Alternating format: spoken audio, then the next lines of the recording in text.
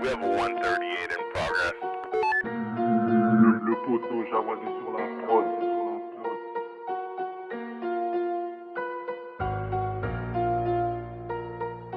Indétrônable, des mesures, la connexion, il était temps. Il était temps. Les choses se passent.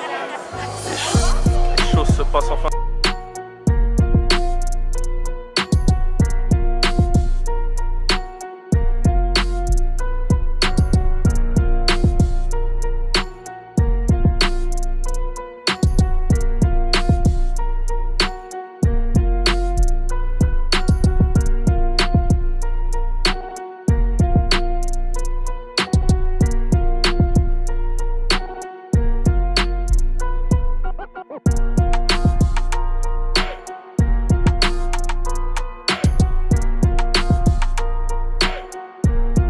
Comment va, messieurs?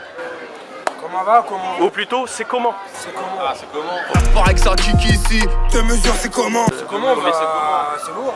C'est lourd, c'est bien, ça se passe bien. Là, on est sur un événement hip-hop organisé par les WooFood. Une asso, voilà, donc c'est un truc caritatif, tout ça. Donc c'était important pour nous d'être là.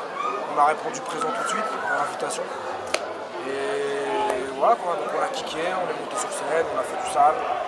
Ça s'est bien passé. Un très gros show. Hein. C'était sympa, c'était très sympa. Ouais, c'était bien. Un très gros show. De toute manière, il y a la vidéo qui traîne sur la page des Indétrônables. Hein, n'hésitez pas à aller voir.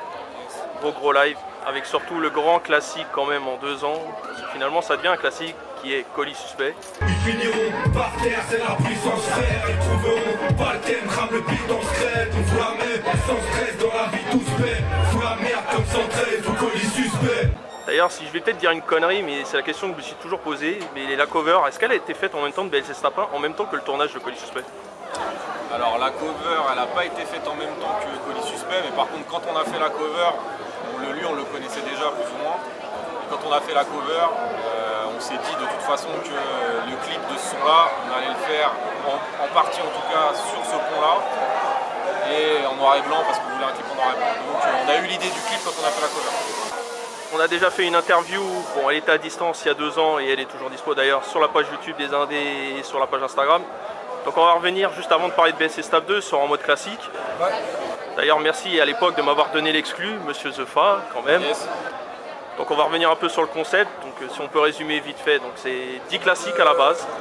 Il y en a eu 12 parce qu'il y a eu 2 hors-série, un pour Rani dans Live JFR, gros big up à Rani, et un pour Give me 5 Pod. Kevin Five Prod, gros big up aussi au frérot là-bas en Belgique qui fait du très gros taf. Et donc en tout il y en a 12, tous clippés, donc 12 titres, 12 clips. Et en mode classique, pourquoi? Parce qu'on a repris des classiques, nos classiques, parce qu'on s'est rendu compte qu'en fait on n'a pas tous la même notion déjà d'un classique et on n'a pas tous les mêmes classiques, donc c'est vraiment nos classiques à nous.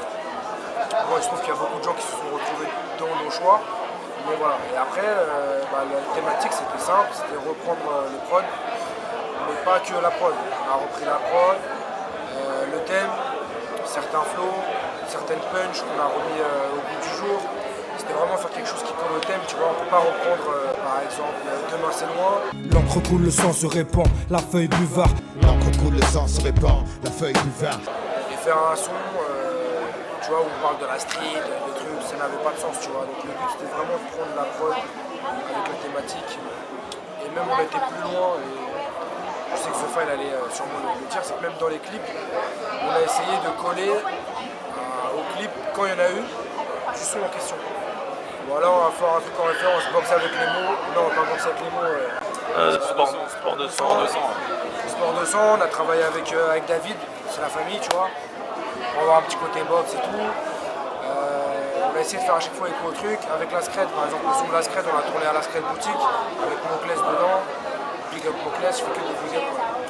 Il faut pas oublier, tu vois, les gens qui donnent de la support. T'as des groupes, je vais t'en citer quelques-uns, tu vois. Des mecs comme des petits indépendants, 2 mesures par exemple, tu vois, c'est des mecs qui sortent, voilà. C'est important de les placer. Et à chaque fois, voilà, on a essayé de reprendre la thématique du son, du clip, voilà. On a essayé de faire au mieux pour que ça soit vraiment que ça colle au truc, et pas juste reprendre une instru pour reprendre l'instru. Tout ça pour respecter le morceau, parce que comme a dit Zoe, pour nous c'est des classiques, et les classiques, ça se respecte. pas juste prendre un son et poser un 16 mesures dessus qui n'a rien à voir avec l'original. Donc voilà, on a fait ça, on a pris des classiques, moi en tout cas, en écoutant les morceaux, de toute façon celui c'est pareil, on disait ouais bah toi tu prends tel couplet, moi je prends tel couplet, on réécoute les couplets et en écrivant on voit à quel moment on peut faire référence au son de base. Franchement il y a eu du taf. Hein. Ah oui, à la base c'était même pas censé être des clips et tout ça, ça devait être des petits trucs sur Instagram, des posts, tu vois. Et après au final on a tellement bossé sur le truc, on s'est dit c'est dommage, tu vois, on a fait du taf sur les couplets, tout ça, donc autant faire un truc qui est professionnel jusqu'au bout, et faire les clips et faire tout ça, et voilà, on s'est donné du mal, il fallait que ça soit. Il fallait qu'on arrive à le mettre en avant vraiment correctement. Yes. Ouais, disons que ça collait aussi avec la thématique qu'on voyait un peu sur Instagram, avec les différents concepts de freestyle, comme le kick-in classique de Petit Copec, le jeton classique de Laura Yenish. Enfin, pour citer déjà ces exemples, hein, j'ai pas dit spécialement qu'il y a un concept mieux qu'un autre. Oui. C'est l'idée en elle-même. Classique, c'est bien avant jeton classique de Laura Yenish. Ah oui, largement. Largement avant. Après, voilà, je pense je dirais pas dit, ça a déjà été fait la reprise de classiques. Et reprendre des classiques de cette façon-là, etc., en respectant le thème et tout, c'est pas pareil que juste reprendre une instru et rapper, tu vois. Et après, on a essayé de respecter le bail, je pense que ça a été fait, parce que derrière, on a été validé par Joystar, par Sulcefil, par Aketo, Tunisiano, Bestaflex, Tailleur, qui d'autre encore, il y en a eu beaucoup, tu vois. Du coup, je crois que Rof aussi, sur l'un des. Rof, il a. Sur le En Mode, je crois. Rof, il a partagé dans sa story, sur En Mode, et sur un autre son qu'on a fait aussi pareil qui faisait écho à lui. Ça fait les choses. Donc, pareil, Mystique aussi, YSTIK, voilà. Non, c'est nous en tout cas, c'était un kiff pour nous de le faire. Et c'était un peu en entre-deux avant de sortir le deuxième projet, le BLSS Tab 2, qu'on a sorti là au mois de mars. J'y pense, vous avez trouvé ces 12 classiques-là, mais vous n'avez pas eu du mal. Est-ce que vous n'en avez pas eu d'autres derrière, d'autres idées que vous aviez eues et d'autres sons enregistrés peut-être et que vous avez peut-être dit ouais ça passe, mais finalement. Des classiques? Ouais, d'autres classiques, ouais. Bah, ici, est-ce qu'il y en a eu d'autres que vous avez enregistrés comme ça et que vous avez peut-être gardé de côté non, en fait? On n'a pas enregistré d'autres par contre. Par contre, il y a eu des discussions entre Sophie et moi par rapport au classique qu'on reprenait, forcément, tu vois. Parce que moi, parfois, comme il a dit au début, le classique d'une personne, c'est pas forcément le classique d'une autre. Ouais, voilà, c'est ça. Du coup, moi, je donnais des idées, je dis ouais, il y a tel et tel son. Après, celui me disait ouais, mais non, mais lui, pour moi, c'est pas un classique. Moi, je verrais plus ça. Et puis après, voilà, on s'est mis d'accord sur un track listing. Et après, il y en a où on était d'accord, mais qu'on n'a pas fait parce qu'on ne pouvait pas tout faire. Après, on s'est laissé l'idée de se dire qu'il y aura peut-être genre une saison 2, tu vois. Notre classique saison 2. Il y a des sons, oui, tu vois. Par exemple, Staflex, Pourquoi le ciel est bleu, pourquoi l'on vit mieux à deux? Pourquoi le ciel est bleu, pourquoi l'on vit mieux à deux? D'autres sons, d'autres classiques, d'autres trucs qui font que forcément il y a pensé, mais après on ne pouvait pas non plus tous les faire. On a dû sélectionner, on a dû trier. Voilà, donc on a pris un condensé. Ok. Non, parce que moi je me suis toujours dit, il y a un freestyle que j'adorerais voir, mais bon, je sais que Sevi, je le fais chier assez souvent avec ça, donc j'ai toujours dit qu'il y a un truc que j'aimerais vous voir faire, c'est Aketo Tunisiano, mais en mode Sevi contre The Pas. Je me suis toujours demandé. Bah franchement, l'idée elle est bonne, tu vois. L'idée elle est bonne, après est-ce que la prod, elle est trouvable? Ah, ça c'est autre chose. Ah ouais, ça c'est comme tout. Ça aussi, ça a été. Ouais, parce que j'allais dire, oui, voilà, fallait avoir les prods et puis même les autorisations derrière, des fois, pour certains. Non, on n'a pas. Bah, il y a eu un petit souci à un moment pour l'un des clips, je crois que c'était pour le IAM. À un moment, quand ça avait été diffusé. Avec la sœur d'Akash, qui bosse à la Cosca, la belle d'Akash, qui elle a réussi à débloquer le clip au niveau au-dessus, parce que c'était Warner qui bloquait.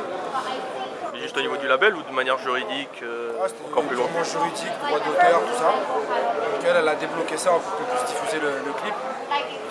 Et après oui, on a eu, tu vois, par exemple, moi j'aurais kiffé, on voulait reprendre un son de Cynic, c'est 32 mesures de haine. Ah oui. En souplesse, encore un style qui vous plaise. C'est moi et mon mousseau, laissez-nous seuls s'il vous plaît. Encore une fois, deux couplets de 16. Sur le beat, 32 mesures de haine. On n'a pas réussi à trouver la prod. J'ai pourtant échangé avec Cynic directement en lui expliquant le truc. Il m'a donné le blaze du mec qui avait fait l'instru à l'époque. Et j'ai pas réussi à trouver ce mec-là et à retrouver l'instru. On avait qu'une boucle, mais la boucle elle est mauvaise et on pouvait pas, c'était pas exploitable. Il y avait aussi Imagine de Mac Taylor. Imagine, sans jeune, sans gêne, qui fume la Marie-Jeanne, qui se fout de mourir jeune, encore une âme que Paname condamne. Imagine. Là, on aurait pu vraiment faire du très très sale, en faisant, tu vois, une face chacun, etc. Mais pareil, la prod, il n'y a pas. Donc on avait aussi justement cette contrainte-là de prod qu'on n'arrivait pas à trouver à chaque fois. Bon, après, pour un saison 2, ça peut encore se trouver peut-être au fur et à mesure, peut-être encore. Ouais, bien sûr. Après, est-ce qu'il y aura une saison 2, j'en sais rien, mais c'est possible. Moi, j'y ai gardé de côté. Je trouve que ça n'a pas été beaucoup suivi comparé aux clips des projets, mais moi, je trouve quand même qu'il y a eu un bon retour quand même. Mais ce qui a été la surprise, c'est le côté CD quand même. Parce que moi, je me rappelle que la première fois qu'on en a parlé, enfin, quand The Fam en a parlé, c'est surtout série de freestyle YouTube. Alors, à quel moment c'est venu l'idée d'en faire un projet physique? Disponible d'ailleurs à la Street Boutique. À la base, nous, le concept qu'on s'était donné, parce qu'il faut savoir qu'en mode classique, on l'a fait au moment du confinement. Ouais. Le premier confinement, nous, à la base, ce qu'on voulait faire, c'était sortir BLC Stable 2. On avait commencé à écrire sur BLC Stable 2, tout ça. Après, il y a le Covid qui est arrivé. On était tous chez nous, tout ça, machin. Et à ce moment-là, il y a eu un engouement pour les classiques. Il y a eu Paname All Star avec Aketo. Paname All Star Challenge. Paname All Star Challenge. J'enchaîne les clopes et les paquets de pâtes. La trappe, je m'en tape comme à l'époque où je passais le bac. Ça vient du 9-4, j'ai grandi sur du rough. Moi avec un frisson 13, Carré James, tout ce qui sort du lot. Aketo, il était là et tout le monde reprenait ça et faisait machin. Et donc à ce moment-là, nous on s'est dit, viens, on va reprendre des classiques. Parce que du coup, BLC Stable 2, déjà on ne pouvait pas forcément aller l'enregistrer parce qu'on était tous bloqués à la maison. Et de toute façon, c'était pas la bonne période pour le sortir. Donc, ça aurait été compliqué de le défendre, on va dire. Voilà. Donc on est parti sur un mode classique. On l'a enregistré même pendant le confinement, bref, on a fait ce qu'on avait à faire. Et à la base, on s'était dit, ouais, on sort ça que sur YouTube, que des freestyles, ou des. Même, je crois qu'à la base, même, c'était que des freestyles Insta, plus ou moins, tu vois. C'était vraiment. C'est ce que disait Sovi au début, ouais. On fait ça en vite fait, plus ou moins. Mais quand on a commencé à faire le projet, qu'on a vu que c'était quand même assez carré ce qu'on avait fait. On a voulu le sortir, quoi. Ouais. Le sortir en physique, et on a eu la demande aussi. Ouais, on s'est dit à la fin, viens, on le sort. Ouais, parce que moi j'ai carrément vu la cover d'un seul coup, enfin une idée, si on part avec cette cover là, qui achèterait le truc, et puis finalement... Ouais, parce que ça si les souvenirs sont bons, après ma mémoire, voilà, mais il me semble qu'on a sorti les clips, tous les clips, et c'est seulement à la fin qu'on a sorti le projet. Normalement c'est l'inverse, tu vois, tu sors un projet, et après t'envoies les clips, ou alors t'envoies un clip ou deux avant. Nous on a fait l'inverse, on a envoyé tous les clips. Et à plein de gens ils disent ouais comment on peut écouter tout machin. Bon on a voulu mettre sur les plateformes mais à cause des droits d'auteur c'est plus mort. Du coup on l'a sorti en physique. Voilà, et franchement on est content, le projet il s'est très bien vendu, il a bien marché. On a eu des bons retours. Et puis comme je dis tout le temps, encore une fois on s'est fait plaisir tu vois. C'était un truc un peu égoïste à la base de rapper sur ce genre de prod parce que c'est le rap sur lequel on a grandi. Et au final, quand on voit que les artistes eux-mêmes ils ont adhéré au truc, que les gens derrière ils ont suivi, il y a eu un gros engouement, tu vois. En termes de visibilité, ça a été beaucoup partagé et tout, donc c'était bien. Et puis comme tu as dit, vous avez respecté les instrus, les flows, les thèmes, ça pouvait être que réussi. Donc franchement déjà bravo quand même. Ça reste un disque que j'écoute encore, même encore cette année. Merci. Et qui est toujours d'ailleurs dispo, comme on disait, à la Street Boutique. Le poteau Jawadi sur la prod. Et c'est en voyant justement ça que je me suis dit putain en fait au lieu d'envoyer une photo genre tu vois le track listing, j'ai dit à Sofa viens on fait un freestyle d'une minute. Les gens ils nous disent que voilà ça se voit à chaque fois ça monte le niveau en termes de son, en termes de prod, en termes d'image, en termes de clip, en termes de tu vois.